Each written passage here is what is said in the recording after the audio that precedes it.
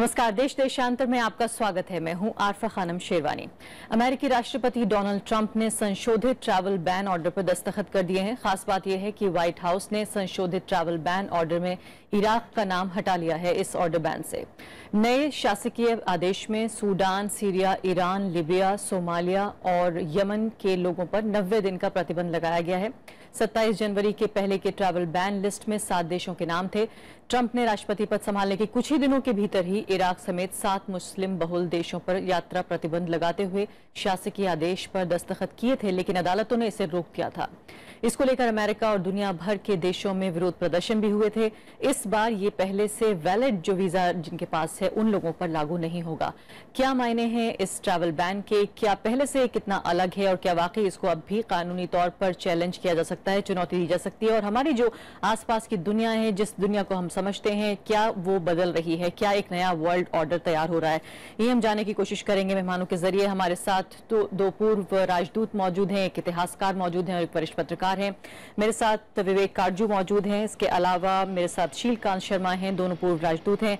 Professor Syed Irfan Habib मेरे साथ मौजूद हैं, जाने माने इतिहासकार। और साथ ही मेरे साथ वरिष्ठ पत्रकार शकील हसन शमसी साहब मौजूद हैं। ये एडिटर हैं डेली इनकलाब नॉर्थ के। सभी मेहमानों का बहुत स्वागत है।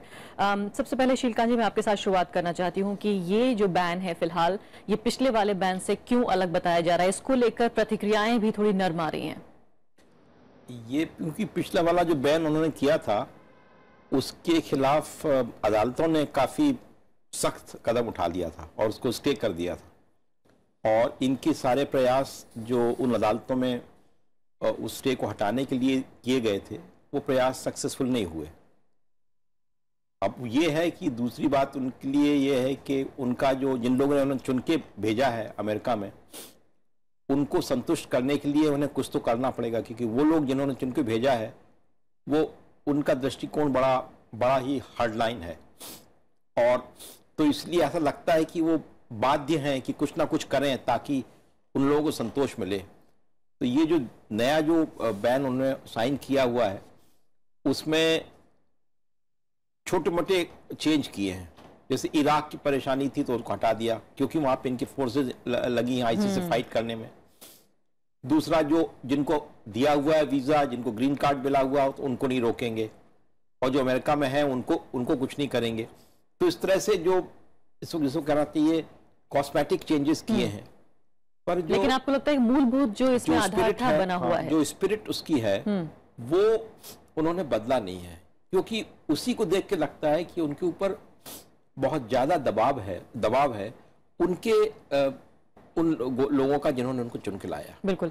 अम्बेसडर काटजू, आपका क्या मानना है? फिलहाल कितना बदलाव आप देख रहे हैं? फिलहाल जो पहले जनवरी में जो ऑर्डर आया और अब मार्च में जो ऑर्डर आया है, ऐसा लगता था पूरी दुनिया में जितना हंगामा खड़ा हुआ था, ऐसा लगता था कि बिल्कुल दुनिया खत्म हो रही है। जितनी बड़ी तादाद में जो है वो प्रदर्शन हुए थे और वाकई पूरी तरीके से दुनिया बदल रही थी इन ट्रैवल बैन के बाद, लेकिन फिर से ये ट्रैवल बैन हमारे सामने है।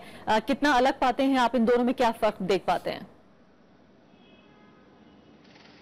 देखिए, मुझे बुनियादी रूप से वही ट्रैवल बैन है जो कि पहले था 27 जनवरी का।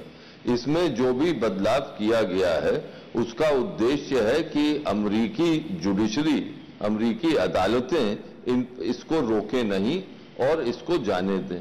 इसमें अगर आप देखिए कि उस ट्रैवल बैन में ये था कि जो माइनॉरिटीज हैं, और उसका तात्पर्य था कि इस्लामी देशों में जो कि क्रिश्चियन माइनॉरिटीज हैं उन पर यह ट्रैवल बैन लागू नहीं होगा।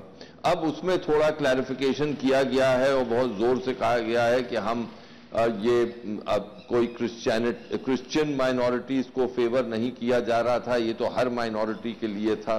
तो इसका, जैसे मैंने कहा, कि बुनियादी इसका मकसद यही है कि किसी तरह से अदालतों से ये निकल जाए और इस पर रोक अदालतें नहीं लगाएं।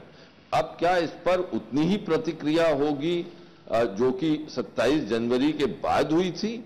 उसमें मुझे अभी ये भावना है मेरी कि उतनी शायद नहीं हो, लेकिन अभी जो आज देखा है उससे तो लगता है कि कुछ अमेरिकी संगठन जो हैं मानव अधिकार से संबंधित, वो इसको फिर से लीगल चैलेंज करेंगी, और अमेरिकन जुडिशरी इस पर क्या रवैया अपनाए ये आगे देखने की बात है। लेकिन ट्रंप ने ये साफ जाहिर कर दिया है कि वो इसको लागू, इमिग्रेशन उनका एक इलेक्शन बहुत ही एजेंडा आइटम था, बहुत फोर्सफुल एजेंडा आइटम था, और वो उसको लागू करेंगे। हाँ, उनकी एक कंस्टिट्यूएंसी है, लेकिन मुझे ऐसा लगता है कि ट्रंप की विचारधारा में भी इमिग्रेशन और इमिग्रेशन पर सीमाएं लगाना एक बहुत ही महत्वपूर्ण कदम है उनके लिए।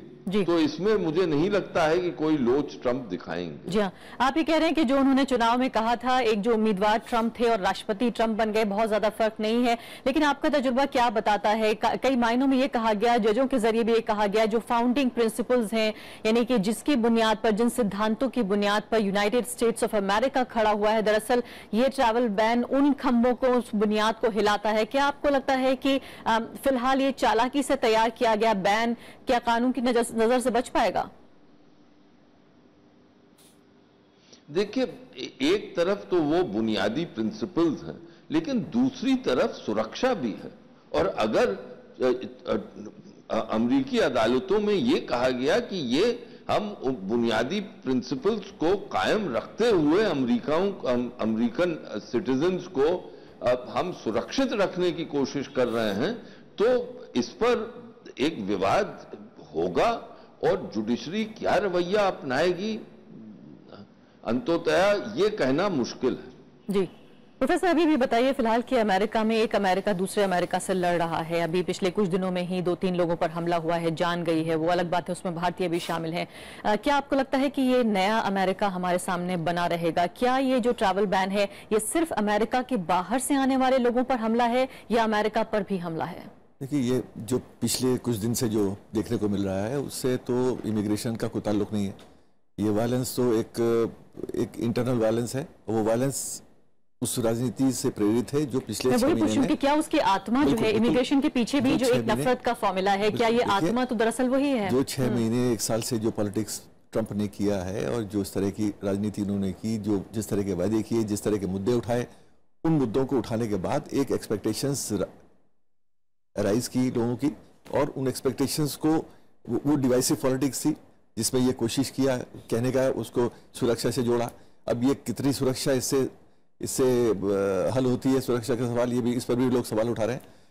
लेकिन ये जरूर है कि एक माहौल मुल्क में बनाया जिसका नतीजा ये हुआ कि 3-4 लोगों पर हमले हुए। आगे कितने होंगे इसका मालूम नहीं है, क्योंकि एक माहौल खराब है, एक जनरल टेंशन है, एक डर की भावना है लोगों में। अच्छा, वो लोग डर रहे हैं जो मुसलमान भी नहीं है, क्योंकि ये जो हमले जो हुए हैं वो उसमें आम जो अमेरिकी है वो तो ये एक सिख में और मुसलमान में फर्क नहीं कर पाता। तो सिख अपने आप को सिक्योर नहीं महसूस करता है, उसको ये मालूम है कि वो मुसलमान नहीं है, लेकिन उसके बावजूद वो डरा हुआ है क्योंकि एक माहौल वहां बना है। एशियन लुकिंग कोई भी आदमी है वो उसको एक खतरा महसूस होता है। तो ये जो फियर साइकोसिस है, ये उस पॉलिटिक्स का नतीजा है जो एक साल से वहां आपने जनरेट की। अब वो अमेरिकन कल्चर, अमेरिकन वैल्यूज से कितना मैच करती है, ये तो हम साफ तौर से देख सकते हैं। अमेरिका तो डायस्पोरा है, अमेरिकन नेशन इटसेल्फ, जो ओरिजिनल लोग हैं वो तो रिजर्वेशंस में रह रहे हैं, उनका तो पता ही कहीं नहीं है। ये तो सब लोग जाके वहां बसे। लेकिन जिस तरह से एम्बेसडर शीलकांत शर्मा कह रहे हैं कि भाई उनका एक बड़ा इलेक्शन एजेंडा था, उन्होंने जो कहा था वो कर रहे हैं, तो यानी कि एक बड़ी जो कॉन्स्टिट्यूएंसी है, मैं ये कहना चाह रही हूँ कि अमेरिका में ही एक बड़ी कॉन्स्टिट्यूएंसी, एक बड़ी आबादी इसे सपोर्ट करती है। कॉन्स्टिट्यूएंसी आपने क्रिएट की, आपने एक माहौल बनाया, आपने वो मुद्दे उठाए, उन मुद्दों को घर घर पहुंचाया। तो ये कोई मुद्दे लोग नहीं उठाते हैं, मुद्दे तो लीडर उठाते हैं और वो उसको फिर इंस्टिल करते हैं, बार बार उसको पुश करते हैं, और उसके बाद एक माहौल बनता है। अब जाहिर है कि फिर अब आप कहेंगे फेथ अकॉम्प्ली है, अब क्या करें, अब तो बना दिया हमने, वादे किए थे, उनको पूरा करना है। भाई वादे आपने क्यों किए, आपने वो माहौल पैदा क्यों किया, आपने एक माहौल पैदा किया, आप उसको पूरा करना है, तो हर तरह से आप ही जिम्मेदार है ना। नहीं, लेकिन एक तो लोकतंत्र में जो है वो जनता ने उनको चुनकर भेजा है, जनता का विश्वास तो चुन रही है। देखिए, जनता को तो आप ब्लेम नहीं कर सकते। जनता उन मुद्दों को चुनती है, उन इश्यूज को उठाती है जिन इश्यूज को आप लोगों के बीच में खड़ा करते हैं और बड़े जोर शोर से उसको पहुंचाने की कोशिश करते हैं। एक ये रॉ नर्व होती है लोगों की, उसको आप टच करते हैं। तो ये फीलिंग तो है ही कि मुल्क में, दुनिया में क्या हो रहा है, उसका आपने ये इस्तेमाल किया और इस्तेमाल करके एक बड़ी पॉपुलेशन में, लोगों में आपने ये एक माहौल पैदा किया। वो सिर्फ इस्लामोफोबिक नहीं है, मैक्सिकन्स के खिलाफ क्या हो रहा है, उनके खिलाफ भी है, अब दीवार बनेगी, है ना। अब ये सब मुद्दे हैं जिनको आपको उठाने से पहले देखना चाहिए था कि उनको लागू करने में आप अपनी वैल्यू से कैसे कॉम्प्रोमाइज करेंगे, किस किस्म का अमेरिका आप बनाया था और आप कहाँ उसको ले जाना चाहते हैं। तो ये सब चीजें तो उस वक्त सोचनी थी जब आपने ये इशू शुरू किए थे। अब आपके पास रास्ता नहीं है, as a elected president of United States you have to actually persuade, आपके पास चॉइस ही नहीं है। जी शकील शमशी साहब, बहुत दिलचस्प जो एक तस्वीर उभर कर आ रही है अमेरिका में, ये एक तरह से दुखदाई भी है लेकिन बहुत ही दिलचस्प इस तरीके से है कि एक अमेरिका दूसरे अमेरिका से इस तरह लड़ रहा है कि आप अगर देखें, अगर सोशल मीडिया इस बात का कोई पैमाना है कि वहां पूरी पत्रकार बरादरी जो है, लिबरल मीडिया जो है, वो डोनाल्ड ट्रंप के लिए अभी भी एक कंटेम्प्ट है, वो राष्ट्रपति मानने को तैयार नहीं है। जिस तरह सरिया जाता है उनका, पूरी सिविल सोसाइटी लगभग जो है वो राष्ट्रपति के खिलाफ है, लेकिन फिर भी वो इस तरह का ट्रैवल बैन कर पा रहे हैं। अगर मान लेते हैं कि जुडिशरी इस मामले में कुछ ना कर पाए, क्योंकि राष्ट्रपति ने जाहिर है दोबारा जब ये कदम उठाया है तो उन्होंने जाने माने जो विशेषज्ञ हैं उनसे जरूर उन्होंने कंसल्ट किया होगा और ये कानून के रास्ते निकल आता है ये ट्रैवल बैन, तो सिविल सोसाइटी के पास, पत्रकारों के पास, या वो लोग जो कि फाउंडिंग प्रिंसिपल्स में यकीन रखते हैं अमेरिका के, उनके पास ऑप्शन क्या बचेगा, विकल्प क्या है? देखिए, जो पहले दिन सवाल उठा था, जो पहली अदालत ने सवाल उठाया था वो अपनी जगह अभी बाकी है। उस जज ने पहली बार यही पूछा था कि जिन कंट्रीज को ट्रैवल बैन जिन पर लगाया गया है, क्या उसमें कोई भी कंट्री का आदमी 9/11 में इन्वॉल्व था? उसने जज ने पहला सवाल यही किया था। या अमेरिका में जो और दूसरे अटैक्स हुए, कैरोलिना में या बोस्टन मैराथन पे जो भी अटैक्स हुए, उसमें क्या इन कंट्रीज का कोई था? ये बात सवाल उठा था और ये सवाल अगर अदालत में जाएगा तो ये फिर उठेगा ये बात, क्योंकि अटॉर्नी के पास का कोई जवाब नहीं है कि जिन मुल्कों के लोगों ने, जिन देशों के लोगों ने 9/11 किया, उनके ऊपर तो आपका कोई नहीं है और आप सुरक्षा के नाम पर उन लोगों को कर रहे हैं जिनका कुछ लेना देना नहीं रहा। अमेरिका में छोटे से किसी वाक्य में भी वो लोग सम्मिलित नहीं रहे। लेकिन मैं सवाल दूसरे तरीके से पूछना चाहती हूँ कि अगर उन देशों के लोग भी होते तो क्या 4 लोगों की आतंकवादी गतिविधि के लिए आप पूरे देश का रास्ता बंद कर देंगे? वो तो जो कैटर किया, जो इतने दिनों से अपनी पूरी जो उनकी इलेक्शन कैंपेन थी उसमें उन्हीं ने नफरत के कारोबारी की तरीके से अपने को प्रोजेक्ट किया था और वो ये लेकर आए थे कि हम नफरत के बीज बोएंगे। तो उसमें तो कोई ये उम्मीद नहीं कर रहा था कि वहां पर कोई सायादार दरख्त खिलेंगे जिसमें मोहब्बत उग रही होगी। ऐसा तो किसी ने नहीं सोचा था और कभी होगा भी नहीं शायद वो। लेकिन अमेरिका में नस्लवाद मौजूद है वहां पहले से, और नस्लवाद इनके आने से पहले आपको मालूम है कि ब्लैक्स को मार देना जाके गन कल्चर की जो देन थी, कितने लोगों के साथ हुए वाकयात हुए। तो ये जो अभी फिलहाल हो रहा है, जो रिएक्शन लोगों में हो रहा है, वो है तो इन्हीं की देन। ये नहीं कि खाली वो एशियन को देखा और उन्होंने मार दिया और कहा कि तुम ईरानी हो और मार दिया, और बगैर ये जाने हुए कि सरदार क्या होते हैं, सिख क्या होते हैं।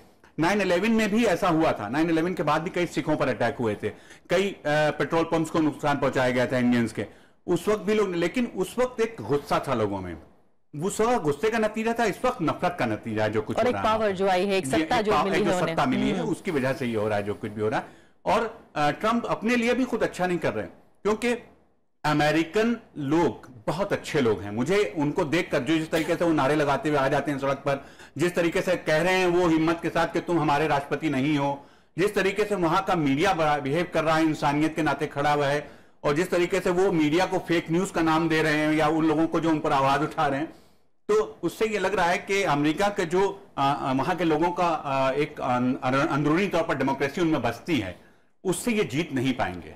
वो रोज बरोज बढ़ती जाएगी। इनके खिलाफ वो जो एक मुहिम चल रही है वहां, वो रोज बरोज बढ़ेगी। बहुत महत्वपूर्ण आप बात कह रहे हैं कि क्या राष्ट्रपति रहते हुए एक राष्ट्रपति के खिलाफ अमेरिका के अंदर ही, वो भी 1 साल के भीतर, यानी अभी उन्होंने शपथ ली है, क्या वाकई एक नया अमेरिका खड़ा होगा? श्रीकांत जी, इस तरह के फैसले लगातार जो उन्होंने वादा किया है वो कर रहे हैं, लेकिन अमेरिकन जो वैल्यूज जिन्हें कहा जाता है, जिनके लिए काफी हमने देखा है जज्बाती होते हैं, काफी भावुक है अमेरिकन। सड़कों पर हमने लोगों को इमिग्रेंट्स के लिए रोते हुए देखा है, एयरपोर्ट्स जैम करते हुए देखा है। शायद दुनिया में ऐसा बहुत कम हुआ है कि एक क्रांति जो है अमेरिका में आ गई एक राष्ट्रपति चुनाव के सबब। क्या आपको लगता है कि ये भी पहली बार होगा कि एक चुने हुए राष्ट्रपति, लोकतांत्रिक तरीके से चुने गए राष्ट्रपति के खिलाफ एक और अमेरिका खड़ा हो जाएगा? ये अमेरिका में पहले भी हुआ है, लेकिन इस बार जो उसका तेजी है और जो तर्रार है वो बहुत ज्यादा है, इसलिए शायद प्रोटेस्ट भी बहुत स्ट्रांग होगी। आपको अगर याद हो तो 60s में, लेट 60s में बर्कली यूनिवर्सिटी में बहुत जम के वियतनाम वॉर के खिलाफ प्रोटेस्ट थी और स्टूडेंट्स इन्वॉल्व थे। फिर से वही स्थिति आ गई है। अब जब ये बैन हुआ था उसके बाद प्रोटेस्ट यूनिवर्सिटीज में हुआ था। तो बर्कली में भी हुआ था। हाँ, बर्कली में हुआ था। और तो अमेरिका में यह है कि जो अपोजिशन है ट्रंप का वो उनके ही देश में है, बाकी सारे देश जो हैं वो तो या राजनीति के संदर्भ में या बहुत सारे और मुद्दे हैं उनको सोचते हुए चुप हैं। बहुत से लोग कुछ नहीं बोल रहे हैं इस बारे में। भारत की प्रतिक्रिया भी कुछ भारत की प्रतिक्रिया, क्योंकि भारतीय वहां बहुत ज्यादा संख्या में वहां है, और ऐसी कुछ भी प्रतिक्रिया करने से अगर उनके ऊपर हार्म पहुंचेगा तो हम लोग नहीं बोलते। ये हाल सभी जगह है, भारतीय प्रवासी हर जगह हैं, और वहां पे भारत सरकार हमेशा केयरफुल रहती है कि कुछ ऐसा ना कहा जाए जिससे कि उनके ऊपर प्रतिक्रिया हो। तो ये तो भारत की बात है, लेकिन दूसरे जो दोस्त अमेरिका के अच्छे जो दोस्त हैं, अलाई हैं, वो भी चुप अवाक हैं, सहमे हुए हैं, देख रहे हैं क्या हो रहा है। पर जो अपोजिशन है उनके अंदर ही आ रहा है, और ये बात जो है ये अब देखने की है। अब आप देखिए जो इन्होंने पहले जब किया था तो बड़ा भारी शोर किया था, कई लोग बैठे हुए थे। इस बार अकेले साइन किया और कहा गया है कि बिल्कुल अकेले कमरे में उन्होंने सिग्नेचर किया है। दूसरा उनके जो लोग थे, अटॉर्नी जनरल और रेक्स टिलरसन और जॉन केली, ये लोग प्रेस के पास आए तो उन्होंने जो कुछ बोला उसका क्वेश्चन नहीं लिया। और जो बोला उसमें आप देखिए, unregulated unvetted travel is not a universal privilege specially when national security is at stake. अब ये तो मदरहुड टाइप का स्टेटमेंट है, बट ये वो जाने, क्योंकि ये तो कोई भी कह सकता है। पर उनकी अदालतों में अगर आपने डिटेल्स पढ़ा हो आफ्टर द फर्स्ट, तो they are actually going deeper, they are asking, जैसा कि आपने कहा कि कैसे ये सुरक्षा के लिए, हाँ, इसका आप कनेक्ट कीजिए। जो आप कह रहे हैं कि इनसे सुरक्षा को है तो बताइए, कनेक्ट तो करके बताइए, एविडेंस की बात है। तो वही मतलब जो फेथ है वो अमेरिकन पीपल और उनकी जो सिचुएशन है उसी में है जी, कि वो करेंगे। हम लोग तो सिर्फ तटस्थ दर्शक हो सकते हैं। दर्शक हैं हम, लेकिन कहीं ना कहीं भारतीय जो हैं वो एक तरह से पीड़ित भी बन रहे हैं दर्शक होने के अलावा। मैं इससे पहले कि एम्बेसडर काजू की तरफ जाऊं, आपसे मैं सवाल ये पूछना चाहती हूं कि खासकर जो रेफ्यूजी हैं, जो शरणार्थी हैं, खासकर जो दूसरे देशों में हैं, उनके ऊपर इस जो ये बदला हुआ जो बैन है, ये क्या उनके ऊपर हल्का पड़ रहा है? क्या उन्हें कुछ राहत दे रहा है पिछले बैन के मुकाबले? जो अमेरिका में जो जी नहीं, ये शरणार्थी जो बाहर से आ रहे थे, क्योंकि ये कहा गया है साफ तौर पर कि ये शरणार्थियों के खिलाफ नहीं है। 60,000 लोग जिनके पास जो है वैलिड वीजा था वो अब आ सकते हैं। नहीं, तो जिनके पास वैलिड वीजा था वो तो आ सकते हैं, वो तो उसमें तो उतना फर्क तो हुआ है, इसीलिए उसको कहा जा रहा है कि ये थोड़ा माइल्ड हुआ है। लेकिन अब वो कितना असर उसका होगा ये तो मतलब, क्योंकि आने वालों की तादाद तो बहुत ज्यादा है, तो इतना अब वैसे काजू ये बताइए, कहा जा रहा है कि दरअसल चूंकि डोनाल्ड ट्रंप एक कारोबारी हैं और वो जानबूझकर अपने जो कदम है उन्हें 120% तक ले जाते हैं, ताकि अगर घटते हुए 90% भी आ जाए तब भी वो फायदे में रहेंगे। यानी कि पहले एक बहुत एक्सट्रीम मेजर में किसी चीज को इंट्रोड्यूस करना, किसी चीज को सामने रखना, और फिर थोड़ा सा नीचे आकर सेटल हो जाना, जिससे जो आंदोलनकारी हैं उन्हें भी ये लगेगा कि उनकी बात मान ली गई है, बाकी लोगों को भी ये लगेगा ये ठीक है। लेकिन ये सामान्य स्थिति नहीं है, यानी कि पहले एक बहुत ही कड़ा बैन शुरू करके फिर उसको थोड़ा सा संशोधित करके सामने पेश करना, जिससे ऐसा लगता है कि राहत सी हो गई है। क्या आपको लगता है कि ये एक तरह की चाल है? देखिए, उनको विवश होकर ये नया कदम उठाना पड़ा। हाँ, कारोबारी हैं, प्रैक्टिकल हैं, हर पॉलिटिशियन प्रैक्टिकल होता है, कारोबारी प्रैक्टिकल होता है, इतना आइडियोलॉजी अपनी जगह है, लेकिन जब कारोबार संभालना पड़ता है या जब सत्ता संभालनी पड़ती है, ऑफिस में आता है कोई, तो फिर प्रैक्टिकल तो होना ही पड़ता है, ये अपनी जगह सही है। लेकिन हमें ये नहीं भूलना चाहिए कि ये जो अमेरिकन वैल्यू, ये सब बातें होती हैं, ये तब तक चलती हैं जब तक हितों पर असर नहीं पड़े। अगर अब डोनाल्ड ट्रंप ये दिखा दें अपने देश को कि अमेरिका का सुरक्षा हित इससे आगे बढ़ेगा, जो कदम उन्होंने उठाए हैं, तो ये अमेरिकन वैल्यूज सब भूल जाते हैं लोग। ये वैल्यूज जो हैं, ये एक एक्सपैंडिंग इकोनॉमी, प्रोफेसर साहब हैं पैनल पर, वो ज्यादा जानते हैं, बहुत बड़े विद्वान हैं, लेकिन एक ऑब्जेक्टिव फैक्टर्स भी क्रिएट हुए हैं ग्लोबलाइजेशन के रिएक्शन की वजह से। अमेरिका में, यूरोप में, डेवलप्ड वर्ल्ड में, उस तबके में जो टेक्नोलॉजी जिस तरह से बढ़ रही है रैपिडली, उसमें जो लोग पीछे जा रहे हैं, आगे नहीं बढ़ पा रहे हैं, उनमें एक प्रतिक्रिया हुई है। उस सब का फायदा उठाया है डोनाल्ड ट्रंप जैसे लोगों ने। तो ये सोचना कि ये एक हवा बन रही है, अमेरिकन वैल्यू के खिलाफ है, ये अपनी जगह ठीक है, लेकिन हमें ऑब्जेक्टिव सोशल और इकोनॉमिक रियलिटी जिसकी वजह से पॉलिटिकल इंपैक्ट हो रहा है उसको नहीं नजरअंदाज यानी एम्बेसडर काटजू, आप ये कह रहे हैं कि एक नई तरह की दुनिया के लिए तैयार होना होगा, जिसमें हो सकता है अमेरिका जो है वो एक वर्ल्ड लीडर ना हो, एक अकेला ताकत ना हो। हाँ बिल्कुल, हमें तैयार होना पड़ेगा। एक नई दुनिया उत्पन्न हो रही है, जो पुरानी दुनिया के मापदंड थे, जो वैल्यू सिस्टम्स थे, उसमें तब्दीली आ रही है और हमें भारत में और भारत में खासतौर से हमें इस नई दुनिया के लिए तैयार होना पड़ेगा। लेकिन पुरानी दुनिया के लिए रो लें हम, जी हाँ, लेकिन एम्बेसडर काटजू एक तर्क ये भी है, दुनिया के लिए तैयार होने में ही विजडम है। काफी आइडियोलॉजिकल है ये भी, लेकिन एक तर्क ये भी है कि पिछले 200 साल में जितनी लड़ाइयां लड़ी गई थी मानव अधिकारों को लेकर, महिलाओं के अधिकारों को लेकर, अल्पसंख्यकों के अधिकारों को लेकर, सिविल राइट्स को लेकर, दरअसल ये हम फिर से 19वीं शताब्दी में वापस जा रहे हैं, जहां रोटी कपड़ा मकान की लड़ाई पर ही सारे फैसले हो रहे हैं, सारी पॉलिटिक्स हो रही है। जो कुछ कमाया गया था पिछले 2 साल में वो सब कुछ गंवा देंगे 21वीं सदी में।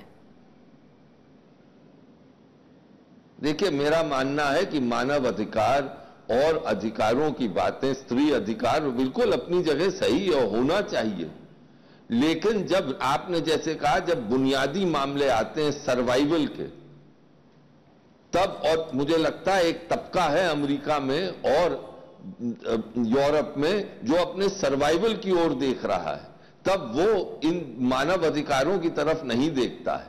नहीं तो क्या ट्रंप जैसे व्यक्ति चुनाव में जीत पाते?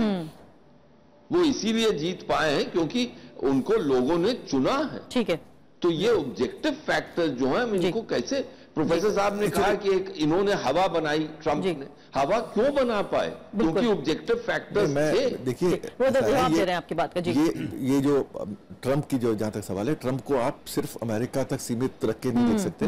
एक अपसर्ज है पूरे दुनिया में, फिनोमेना बन गए हैं पुतिन से लेके और शिंजो एबे से लेके एर्डोगान उसमें इंक्लूडेड है, और आपका फिलीपींस वाला वो जी, हाँ दुतर्ते वो है, और ये सब लोग उसमें शामिल हैं। हिंदुस्तान की भी पॉलिटिक्स उसी तरफ जा रही है। तो ये एक राइट विंग अपसर्ज है, एक गुस्सा है अब तक की जो राजनीति हुई है, जिसकी बहुत सी कमियां रही हैं, जिसका इन लोगों ने फायदा उठाया। उस फायदा उठाकर उसको नेशन फर्स्ट कह के बात करनी शुरू की है।